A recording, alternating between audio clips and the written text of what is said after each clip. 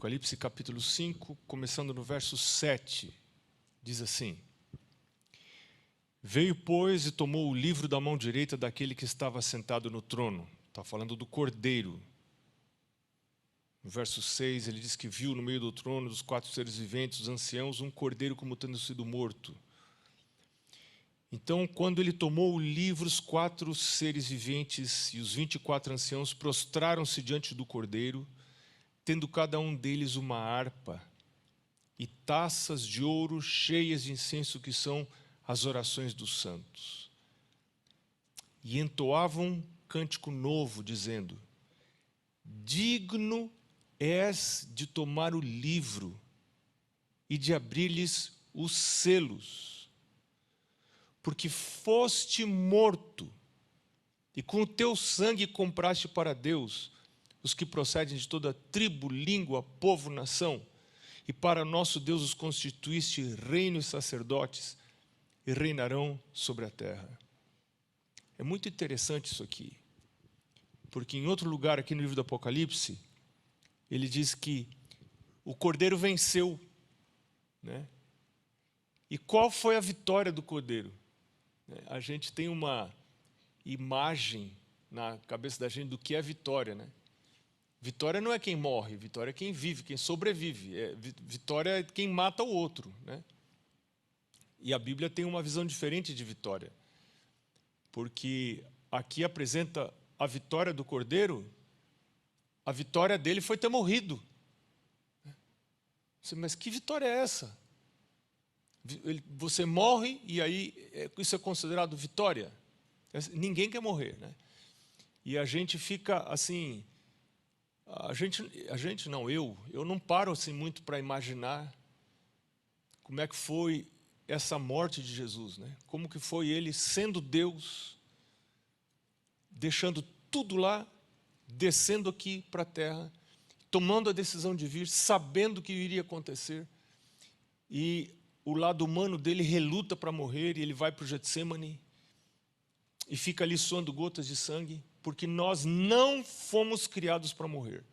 Nós temos um senso de preservação, né, própria, que é saudável, né? Se você está querendo morrer, alguma coisa não está muito legal aí, né? E tem gente que chega ao ponto de tirar a própria vida, né?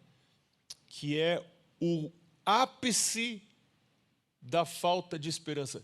Eu não sei se você já teve vontade de tirar a própria vida. Eu já tive algumas vezes vontade de tirar a própria vida. Eu me lembro de uma vez que a gente morava no 11º andar de um prédio, lá no centro de São Paulo. E a situação da vida assim, estava tão difícil, tão difícil. Imagina um pedaço da vida. Qualquer pedaço que você imaginar estava difícil do meu lado. Sabe quando tudo está complicado? Tudo, casamento, saúde, finanças, tudo azarado, trabalho, tudo bagunçado na vida. Eu pensei, mas... Eu me lembro de um dia que eu fiquei olhando lá para baixo, assim, né? Um monte de carros estacionados lá embaixo, 11º andar. Puxa vida, não é tão mais fácil ficar enfrentando a vida? É duro, é complicado enfrentar a vida. Tão mais fácil, resolve, acabou. Né? E aí Ellen White fala uma coisa muito interessante. Ela diz assim, para algumas pessoas é mais fácil quando tem um nó difícil de desatar, mais fácil passar tesoura. Cortar esse negócio aqui, não vou. Deu um nó, você não consegue desatar o nó, passa a tesoura. Ela diz assim, por que você não entrega o nó para quem tem poder para desatar o nó? Então, eu me lembro que algumas vezes que eu fui tentado ao suicídio, não foi a primeira vez que eu fui tentado ao suicídio. Eu tive outras vezes tentação ao suicídio. Né? E eu me lembro de pensar assim, o suicídio é uma declaração de que eu não confio que Deus pode mudar a situação. Estou declarando que eu não creio que Deus vai julgar cada caso e a gente não pode julgar. Mas no meu caso, eu pensava para mim, isso é uma declaração de que eu não creio que Deus pode mudar a situação. Bom, nós não queremos morrer, mas o instinto de preservação da vida pode afetar nossa vida espiritual. Eu quero convidar você para ir para o livro de Hebreus. Hebreus no capítulo 2. Hebreus capítulo 2. Começando no versículo 14, diz assim: visto, pois, que os filhos têm participação comum de carne e sangue, destes também ele igualmente participou, Cristo participou, para que por sua morte, a morte dele, ele destruísse aquele que tem o poder da morte, a saber, o diabo. O diabo foi destruído. Eu ainda não entendo bem isso. Ainda não entendo bem, quero entender. Mas isso aqui está dizendo, e eu creio, pela fé, né? Que pela morte dele, ele destruiu o poder do diabo. Aquele que tem o poder da morte, o diabo. O diabo tem o poder da morte, e Cristo morrendo sem merecer, ele destruiu o poder do diabo, que tem o poder da morte. Mas o que me chama a atenção é o verso 15. O verso 15, muito interessante, porque ele diz: e livrasse todos que pelo pavor da morte estavam sujeitos à escravidão por toda a vida. Gente, isso aqui é muito revelador. Esse texto aqui está me dizendo que o pavor da morte me faz escravo. Quando você tem medo de morrer, você está escravo. E quando você aceita Jesus na vida, você é libertado do pavor da morte. Quem tem muito medo de morrer, e aí teve a Covid, gente desesperada com medo de morrer. Você tem muito medo de morrer, Cristo não está vivo, provavelmente na minha vida. E eu ainda não entreguei a vida para Cristo. Porque Paulo fala lá em Gálatas capítulo 2:20, né? Eu estou crucificado com Cristo. Vivo não mais eu, mas Cristo vive em mim. Quando você aceita Cristo, você morre. E é porque eu não quero morrer que eu peco. Eu vou explicar para você. Por que o medo da morte me leva a pecar? E não é só morte de cemitério. É a morte da vida sexual. É a morte do meu apetite. É a morte de uma série de coisas. Por exemplo, alguém me oferece uma comida fora de hora. Eu sei que eu não devo comer fora de hora. Eu sei que vai bagunçar com a minha vida, com a minha saúde, inclusive com a minha cabeça, comer fora de hora. Mas alguém me oferece uma coisa, sim, aparentemente deliciosa. Então, como eu tenho medo de morrer, de que o meu apetite morra, o meu instinto de preservação da vida do meu apetite, eu vou lá e digo, mas eu vou perder essa chance de comer esse negócio agora, depois a pessoa não me oferece mais. E eu vou e nheque, e pego aquela coisa e como fora de hora. Então, o medo de morrer me levou a pecar. Né? Porque Deus fala que eu não devo comer fora de hora. E você experimenta, você que... E eu tive que lutar isso assim. Quando eu entendi isso, falei, meu Deus, me ajuda, meu Deus. E para eu deixar de comer fora de hora, foi uma luta que eu imagino que é parecida com o do bêbado para deixar a bebida, ou a quem fuma deixar de fumar. Uma coisa assim, incrível. E a mudança que isso pode fazer na sua vida, na sua saúde, na sua mente, na clareza mental, né? No seu desempenho no trabalho, por um detalhe, não comer fora de hora. Tem hora para comer e tem hora para não comer. Mas é o medo da morte que me leva a pecar. O medo da morte sexual. Pintou um clima, uma oportunidade apareceu, e eu não vou deixar escapar essa oportunidade. Então, como eu não quero morrer, eu aproveito essa oportunidade e cometo adultério. Foi o medo da morte que me levou a pecar. O medo da morte financeira. Eu tenho uma oportunidade. Vou calcular o meu dízimo. Calcular o meu pacto. Ninguém está vendo. Só eu estou ali. E eu então calculo para menos. Ou não entrego o meu dízimo. Eu não entrego o meu pacto. Você fala aqui, pastor, mas pessoal, desconta, já o meu dízimo vem descontado. A igreja não tem a responsabilidade de olhar tudo que você ganha e descontar o dízimo de tudo que você ganha. Essa responsabilidade não é da igreja, essa responsabilidade é sua e é minha. Como se eu trabalhasse numa outra empresa, eu tenho que olhar o que é dizimável aqui. E às vezes alguns de nós viajamos e ganhamos diária, e esse dinheiro da diária a igreja não retira o dízimo. E nem sempre eu gasto tudo da diária. E eu estou dizimando isso? O medo da... mas se eu perder... Então, Jesus me convida a morrer todos os dias. O dízimo é um convite para morrer. Filho, vive por Cristo, pela vida que Cristo dá para você, não por essa vida aqui da terra. Deixa Cristo, Paulo fala assim, estou crucificado com Cristo. Eu não vivo mais, mas Cristo vive em mim. E o viver que agora tenho na carne, tenho pela fé no Filho de Deus que a si mesmo se entregou por mim. Ele me dá vida estando eu morto nos meus delitos e pecados. E quando eu vivo por Cristo, preciso entregar completamente a minha vida a Jesus. E eu não sei se você já fez essa entrega. Ontem à noite, na igreja, esse foi o apelo da mensagem de ontem, para fazer essa entrega. Quando você faz essa entrega para Jesus, você sai do controle da sua vida, e o controle da sua vida passa para Jesus. Ele vai decidir o que você vai fazer, onde você vai trabalhar, com quem você casa, onde você vai, etc. A decisão é dele. E agora, você já perde o controle dessa decisão. E se Jesus, e se é o plano dele que você morra? Paulo foi levado, Paulo era, não, mas eu dediquei minha vida para Deus, não vou morrer.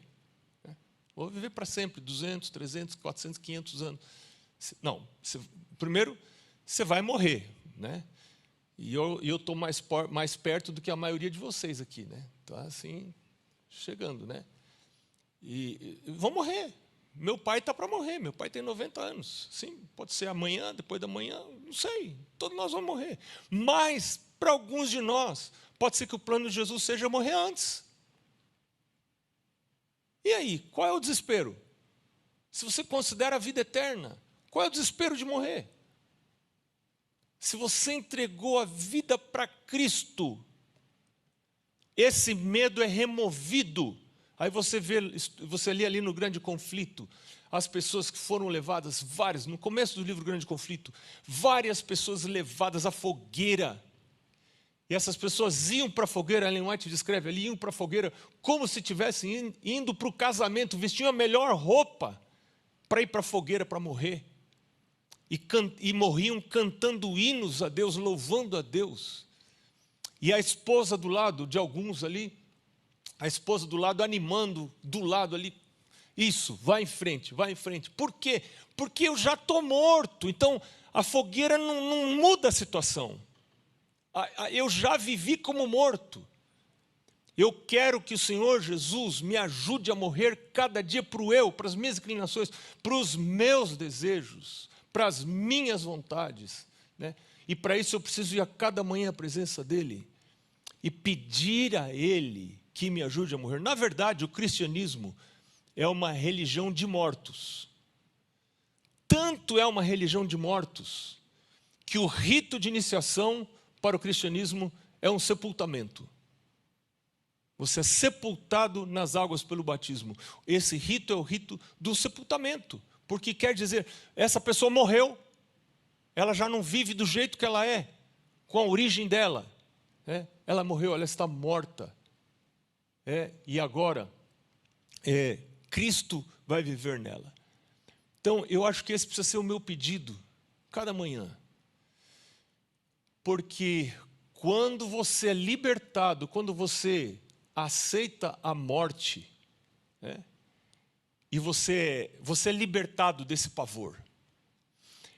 Eu me lembro uma luta muito grande, para mim, foi quando eu trabalhava em São Paulo como pastor distrital, lá nos distritos mais pobres que você pode imaginar, mais simples. E, de repente, Deus me levou para um distrito de igrejas, numa igreja que talvez, naquela época, era uma das pessoas mais abastadas no Brasil, né? E eu pastorei aquela igreja por algum tempinho, por uns 3 anos, depois fui transferido para um outro distrito de gente muito abastada também. Para você ter uma ideia, o chefe dos diáconos tinha um helicóptero, né? Ia buscar os alunos no internato, todo final de semana os filhos, e voltava para casa de helicóptero, né? E de repente, sabe, depois de 2 anos nessa igreja, a associação me tirou dessa igreja. Não se tira um pastor depois de 2 anos, a não ser que haja uma avaliação negativa do trabalho dele. Geralmente é isso. Que provavelmente foi esse o meu caso. Eles olharam, não está indo bem esse negócio aqui, vamos tirar ele. E quando fizeram isso comigo, parece que acabou meu ministério. Eu não tinha mais vontade de pregar, eu não tinha mais vontade de... Meu salário estava garantido lá todo final do mês, mas acabou a vida. E hoje eu olho para trás, e eu olho para trás e começo a relembrar a dor e o sofrimento que foi isso. E eu ainda levei esse assunto para a Mari, e a Mari se juntou a mim nessa dor. E eu me achava injustiçado, porque como é que fizeram isso comigo? Hoje eu olho para trás e vejo que eu realmente precisava disso. Porque eu não tinha morrido, eu estava vivo, eu estava trabalhando pela glória do ministério e não pelo serviço do ministério. E Deus falou assim: filho, eu quero mostrar como é que está o seu coração. O seu coração não é disposto a trabalhar onde eu mando você ir. Você só quer trabalhar onde você é insensado, onde as pessoas batem palma para você. Agora, trabalhar lá num distrito simples, esse você não quer. Então é sinal que você é um mercenário. Você trabalha para a glória e não trabalha para me servir. Você não morreu. Você não está disposto a ir onde eu mandar. Você não é meu servo. E se você não é meu servo, você é servo de outro. E só tem 2 opções. Então, nem sempre, quando você é removido de uma função, é uma avaliação negativa do seu trabalho. Às vezes é para a sua salvação. Para você saber se você está realmente disposto a servir Jesus, ir onde Ele mandar. Senhor, eu entrego a minha vida ao Senhor. Senhor, mas meu casamento não está, meu casamento está difícil. Se esse é o plano do Senhor para você. Não teve adultério, como é que você vai separar? E se esse é o plano do Senhor para você refletir a Cristo dentro de casa, a casa ser o seu campo missionário? Quando você morre, Satanás perde a força sobre a sua vida. O que ele vai fazer para alguém que morreu? Morto não sente mais, morto não se ofende, morto não se entristece, morto não sente dor. É o medo da morte que faz você ficar sofrendo, porque você não quer morrer. Mas quando você entrega a vida para Jesus, você morre com Ele. Paulo falou, quando Cristo foi crucificado, eu fui crucificado junto com Ele. Quando Cristo ressuscitou, eu ressuscitei junto com Ele. E agora eu vivo a vida de Cristo ressuscitado. Estas coisas dessa terra já não me afetam mais. Porque eu agora estou de olho para me encontrar com Cristo. Eu acho que nessa manhã, eu tenho um chamado de Jesus para você.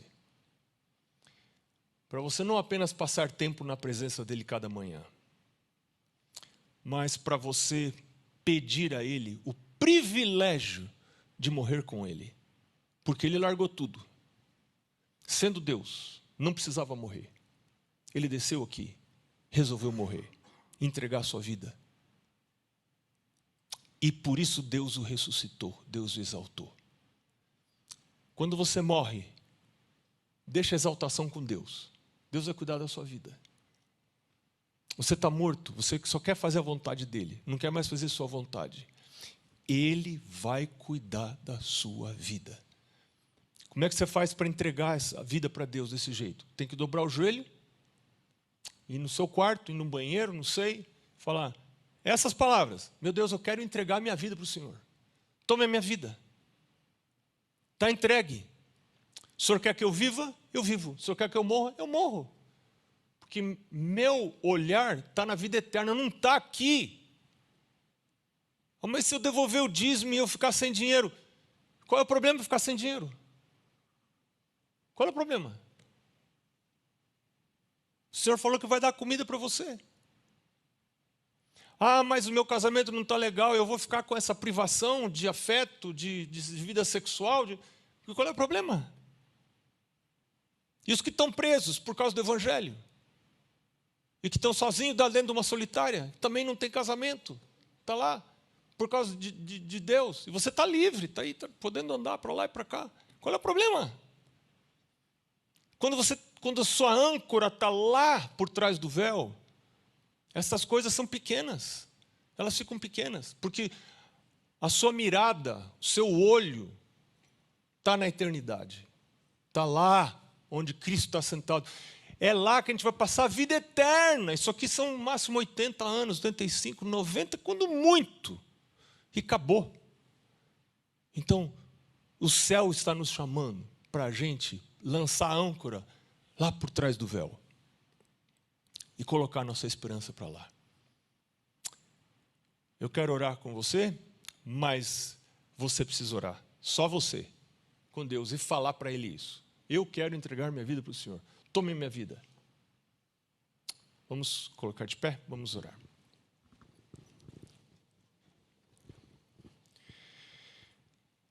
Senhor Deus, nós sabemos, e a Tua palavra nos revela, que o pavor da morte nos mantém escravos do pecado. O instinto de preservação da vida, que foi colocado pelo Senhor, ele atua para a nossa perdição algumas vezes.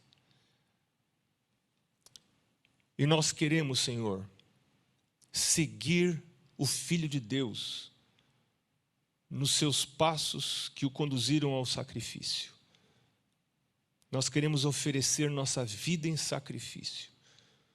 Talvez, em algum momento, esse sacrifício seja tão real que implique na perda dessa vida aqui. Talvez o Senhor vai nos conduzir um caminho que nos leve à perda dessa vida, mas se esse é o teu plano, é porque o Senhor conhece o futuro, o Senhor sabe o que é o melhor. E a sua palavra diz que todas as coisas contribuem para o bem daqueles que amam a Deus. O Senhor é um Deus bondoso, o Senhor não é só justo, o Senhor é bondoso. Os seus planos nunca são ruins. Nos ajuda a confiar, Senhor. Hoje, alguns de nós, quem sabe todos, mas alguns de nós, vão fazer essa escolha de ir para um lugar, quem sabe o banheiro, não sei, uma sala, fechar a porta, vão dobrar os joelhos e vão dizer: meu Deus, eu já sou batizado, mas não tinha feito a entrega da minha vida para o Senhor. Eu quero entregar a minha vida para o Senhor. Eu quero perder o controle sobre a minha vida. Eu quero seguir os passos de Jesus no caminho do sacrifício. Eu quero começar sacrificando muitas coisas. Meu paladar, quero colocar no altar do sacrifício. Talvez essa seja uma das primeiras coisas. Eu quero sacrificar o meu sono, quero acordar mais cedo, quero deitar mais cedo, para ir à Tua presença de manhã. Primeira coisa do dia. Eu quero sacrificar ao Senhor, se necessário for, a minha vida sexual, para que o Senhor tome controle dessa área da vida também, Senhor. Minha vida financeira, quero colocar nas Tuas mãos. E outros aspectos da vida, Senhor, serão colocados nas Tuas mãos hoje. Senhor, aceita essa oferta. aceita esse sacrifício do ser. Nós te pedimos, em nome de Jesus. Amém.